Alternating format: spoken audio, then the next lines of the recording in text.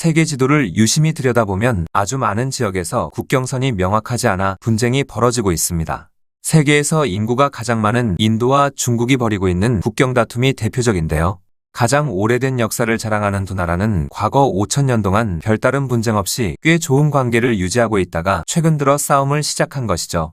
서로 맞닿고 있는 국경 길이만 4,500km에 이르며 곳곳에서 다툼을 벌이고 있는데 대부분이 티벳과 국경을 접하는 지역입니다. 두 나라 사이에는 히말라야 산맥이 높은 장벽을 형성하여 관습적인 국경으로 인식되었는데 중국의 팽창주의 정책에 맞서 인도가 맞불을 놓고 있는 셈이죠. 실질적인 분쟁이 벌어지고 있는 지역은 동쪽 끝단인 아루나찰 프라데시와 서쪽 끝단인 카슈미르 지역이라 할 수 있는데요. 네팔과 부탄 사이에 있던 시킴 지역은 인도의 보호령이었던 시킴 왕국이 1975년 국민투표를 통해 인도에 편입되면서 어느 정도 해소된 것으로 평가받습니다. 2003년 중국과 인도 사이에 교환한 각서는 시킴 분쟁에 대해 중국이 사실상 수락한 것으로 중국 외교 목록에서 삭제했기 때문입니다. 특히 카슈미르 지역은 1947년부터 파키스탄과 인도가 영토전쟁을 치르고 있던 곳인데 중국이 끼어들면서 복잡해진 상황입니다. 인도와의 전쟁에서 밀리던 파키스탄이 중국에게 영토 일부를 할양하면서 손을 내민 것이죠. 악사이친을 중국이 차지하면서 분쟁의 중심축이 인도와 중국으로 넘어간 모양새입니다. 중국의 팽창주의를 경계하고 있던 인도 입장에서 우려할 만한 상황이 발생한 것이죠. 인도 정부는 파키스탄보다 중국을 더 위협적으로 보고 있습니다. 그렇다면 두 국가는 언제부터 싸우기 시작했을까요? 분쟁 지역에 대한 영유권은 누구에게 있을까요? 1947년 영국으로부터 독립한 인도나 1948년 건국된 중국은 아무리 빨라도 70몇 년밖에 안 된 신생국가인데요. 인도와 중국의 첫 번째 무력 충돌은 카슈미르 지역에서 발생합니다. 역사적으로 카슈미르라는 지명은 히말라야 산맥과 피르판잘 산맥 가장자리에 위치한 계곡을 의미했는데요. 초기에는 힌두교와 불교의 중심지였으며 14세기경 이슬람 세력이 들어오면서 무슬림이 득세하게 됩니다. 카슈미르는 인도로부터 불경이 수입된 무역로의 핵심 통로였는데요. 7,000m가 넘는 고봉이 즐비한 히말라야 산맥과 케라코람 산맥 사이에 형성된 4,000m 높이의 고원지대가 교통의 요지로 발전한 것이죠. 고대로부터 실크로드의 주요 통로로 사용될 정도로 붐볐습니다. 아프가니스탄 지도를 보시면 길게 삐쭉 나온 회랑길을 통해 파미르 고원에 진입한 후 케라코람 고갯길을 통해 실크로드와 연결됩니다. 티벳으로 들어가기 위한 통로 역할을 하던 곳이죠. 카슈미르 경계에 대한 최초의 조약은 1842년 청나라와 시크 제국 사이에 벌어진 전쟁 이후에 체결되었는데요. 케라코람 고갯길과 판공호수 그리고 라다크에 대한 영유권이 시크 제국에 있음을 명확히 하고 있습니다. 19세기경 인도를 지배하고 있던 영국은 시크 제국을 멸망시킨 후 잠무의 토호 세력에게 카슈미르 땅을 7,500만 달러에 넘겼는데요. 명목상 영국령 인도에 속해 있지만 자치권이 부여된 잠무 카슈미르 토호국이 설립된 것이죠. 당시 영국이 팔았던 땅이 파키스탄과 인도 그리고 중국이 벌이고 있는 영토 분쟁의 핵심 지역인 카슈미르입니다. 인도를 지배하고 있던 영국은 러시아가 중앙아시아를 점령하고 남진 정책을 펼치자 국경 방어선을 심각하게 받아들였는데요. 러시아의 남진을 막아줄 완충지대로 천산산맥과 탈인분지를 설정하고 청나라가 버팀목이 되길 원한 것이죠. 만약 청나라가 못 버틸 경우를 대비해 곤륜산맥과 케라코람 산맥을 영국령 인도의 북방 국경선으로 설정하는 꼼수를 부리는데요. 존슬라인이라 불리는 북쪽 국경선에 악사이친을 포함시킨 것이죠. 인도 아리안이 거주하던 카슈미르 지역과는 달리 악사이친은 오랫동안 티베신들의 터전이었습니다. 영국의 제안을 받은 청나라 정부는 공식적인 답변을 회피하고 시간을 찔찔 끌다 1910년 신해 혁명으로 멸망하게 됩니다. 청나라가 멸망하자 티벳은 독립을 선언하고 자치정부를 수립했지만 중화민국은 산적한 일을 해결하느라 이를 막지 못합니다. 티벳이 독립하는 것이 유리하다고 판단한 영국이 끼어들어 지원하기 시작합니다. 영국 외상 헨리 맥마흔은 1913년 중국과 티벳이 참여한 회담을 진행해 티벳의 지위와 국경에 관한 협정을 맺게 되는데요. 맥마흔 라인이라 불리는 합의에 서명하면서 새로운 경계선이 만들어집니다. 아루나찰 프라데시가 공식적으로 영국령 인도에 편입된 것이죠.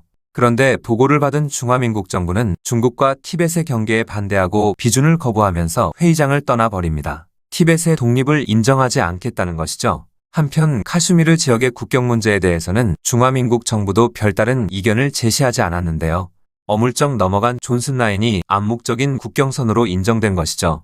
1917년부터 1933년까지 중국 정부가 발행한 우편지도에도 곤륜산맥을 경계로 국경선이 그려졌으며 1925년 북경대학 출판물에도 카슈미르 전체가 인도에 포함되어 있었음을 알 수 있습니다. 맥마을 라인과 카슈미르가 포함된 영국령 인도지도는 1947년까지 사용되었으며 국경선에 철조망을 세우거나 경계초소를 설치하지는 않았죠. 1947년 독립 당시 인도 정부는 영국령 인도지도를 수용했는데 자치권을 가지고 있던 카슈미르의 통치자는 파키스탄과의 분리 과정에서 인도를 선택합니다. 그러자 다수를 차지하고 있던 무슬림들이 인도에 편입되기를 거부하면서 분쟁이 시작된 것이죠. 인도와 파키스탄이 서로 종주권을 주장하면서 대규모 군사적 충돌이 빈번하게 발생했는데요. 그 과정에서 수만 명의 일반인이 학살되는 비극이 발생합니다. 유엔 안보리의 중재도 실패합니다. 미국과 소련 등 강대국들이 무기를 팔아먹기 위해 개입하면서 해결이 쉽지 않았는데요. 그런데 결정적인 변수가 발생합니다. 국공전쟁을 승리로 이끈 중국 공산당이 1950년 티벳을 침공하여 점령한 것이죠. 인도와 파키스탄이 벌이는 영토 분쟁에 중국이 가세하면서 국력에서 밀리던 파키스탄이 한숨 돌리게 됩니다. 중국은 청나라의 지배를 받았던 티벳에 대한 종주권을 주장하면서 티벳 정부와 영국이 맺은 국경선을 무효라고 주장합니다. 히말라야 산맥이나 케라코람 산맥 등 지형적인 장벽을 관습적인 국경으로 삼아왔는데 워낙 산악지형이다 보니 경계선이 명확하지 않다는 이유죠. 인도와 중국 동쪽 경계면인 아루나찰 프라데시로부터 부탄과 네팔 사이에 위치한 시킴 지역 그리고 카슈미르 지역 대부분에서 분쟁이 발생합니다. 그러자 인도는 1951년부터 초소를 설치하고 군대를 주둔시키기 시작하는데 땅이 워낙 넓고 험하다 보니 실효성이 크게 떨어졌죠. 중국은 신장과 티벳을 연결하는 국도 219번을 건설하기 시작했는데 일부 구간이 카슈미르 구역 내 악사이친을 통과합니다. 악사이친은 곤륜산맥과 케라코람 산맥 사이에 위치한 약 3000m급의 둥그런 분지 형태를 이루고 있는데요. 고대로부터 무역로가 존재했던 곳으로 보급물자를 원활하게 전달하기 위한 군사적 목적을 위해 도로를 건설한 것이죠. 중국이 티벳에서 발생하는 모든 분쟁을 원천 차단하고 군사력을 집중시키고 있었는데 인도는 까맣게 모르고 있다가 1958년 처음으로 도로의 존재를 알게 됩니다. 그러자 군과 경찰을 보내 도로 건설을 방해하기 시작하면서 분쟁이 시작됩니다. 당시 국제정세는 미국과 소련이 주도하는 냉전체제가 유지되던 시기로 인도 수상 네루는 어디에도 치우치지 않는 균형 외교를 펼치고 있었는데요. 중국의 팽창을 크게 경계하고 있던 인도는 중국이 파키스탄과 손을 잡고 공세를 강화하자 맞불 작전을 구사합니다. 중국의 수비군을 밀어내는 과정에서 총격전이 발생하지만 전면전으로 비화되지는 않았습니다. 냉전을 주도하던 미국과 소련뿐만 아니라 영국까지 끼어들어 제3세계를 이끌고 있던 인도의 지지를 얻기 위해 추파를 던지는데요. 강대국들이 전부 관심을 보이자 중국과 인도는 서로 눈치 싸움을 벌이느라 소규모 전투만 치르고 있었죠. 그러던 중 중국의 강압적인 통치에 반발한 티벳에서 대규모 민중봉기가 발생합니다. 그러나 압도적인 군사력을 앞세운 인민의 반군에 의해 빠르게 제압되었는데요. 1959년 티벳의 정신적 지도자인 달라이 라마가 망명을 요청하자 인도 정부는 히말라야 산맥과 인접한 하마찰 프라데시를 빌려주고 망명 정부를 구성할 수 있도록 적극 지원합니다. 그러자 중국은 자신들에 대한 내정 간섭이라며 불편한 심기를 드러내는데요. 반군이 달라이 라마를 납치해 인도로 데려가 티벳의 평화를 위협하고 있다고 주장하면서 목리를 부리기 시작합니다. 아루나찰 프라데시를 인도에게 양보할 테니 악사이치는 중국이 차지하겠다고 역제안을 합니다. 인도는 중국의 제안을 즉시 거절했으며 협상을 통한 문제 해결이 불가능하다고 판단한 모택동은 전쟁을 준비합니다. 당시 모택동은 장비의 현대화를 통해 달성된 군에 대한 자신감이 하늘을 찔렀는데요. 전쟁 물자의 보급과 함께 아루나찰 프라데시와 카슈미르 지역 국경 수비대를 전부 정규군으로 교체합니다. 특히 악사이치는 티벳에서의 접근은 용이하지만 인도에서는 케라코람 산맥을 넘어야 하기 때문에 악조건일 수밖에 없었는데요. 인도 수상 네루는 1962년 최정예군인 제4사단 병력을 투입하여 전면 공격 명령을 내리면서 전쟁이 시작됩니다. 그러나 산악지형의 전투에서 잘 준비된 중국에 비해 인도군은 초전부터 밀렸으며 게릴라전에도 상대가 되지 못합니다. 그러자 네루는 국가위기 상황을 선포하고 3만 명의 추가 병력을 보내자 중국은 총 20만 명의 병력을 보내 전력면에서 인도군을 압살해버리죠. 당시 중국은 722명의 사망자가 발생했던 반면 인도군은 3,000명이 넘는 사망자와 실종자가 발생했으며 여단장을 포함한 4,000명이 포로로 잡혀버립니다.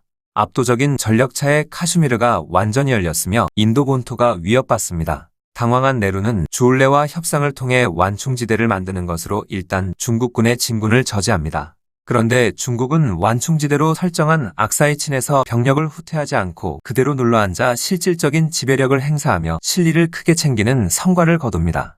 케라코람 고갯길에서도 파키스탄의 양보를 얻어내 지정학적으로 유리한 위치를 차지한 상태입니다. 특히 라다크의 일부 점령 지역에서도 군사를 물리지 않고 계속 영유권을 주장하고 있는데요. 라다크는 티벳의 망명 정부가 위치하고 있는 하마찰 프라데시를 직접 타격할 수 있는 핵심 구역이기 때문에 중국은 양보할 마음이 없어 보입니다.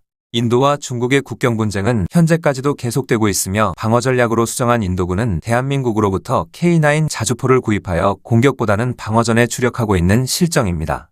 티벳과 신장은 옛부터 중국보다는 인도와 문화적으로 가까운 편입니다. 중국 정부는 소수민족을 통합하고 하나된 중국을 유지하기 위해서는 티벳과 신장이 떨어져 나가는 것을 반드시 막아야 하죠. 그렇기 때문에 중국 정부는 공정이라는 방법을 통해 팽창주의를 고수하고 있으며 국제사회의 비난을 무릅쓰고 강압정책을 유지하는 이유라 할 수 있습니다.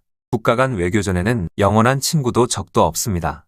중국은 얼마든지 총뿌리를 돌려 대한민국과 적이 될 수도 있습니다. 자강과 균형 외교가 중요한 시기입니다.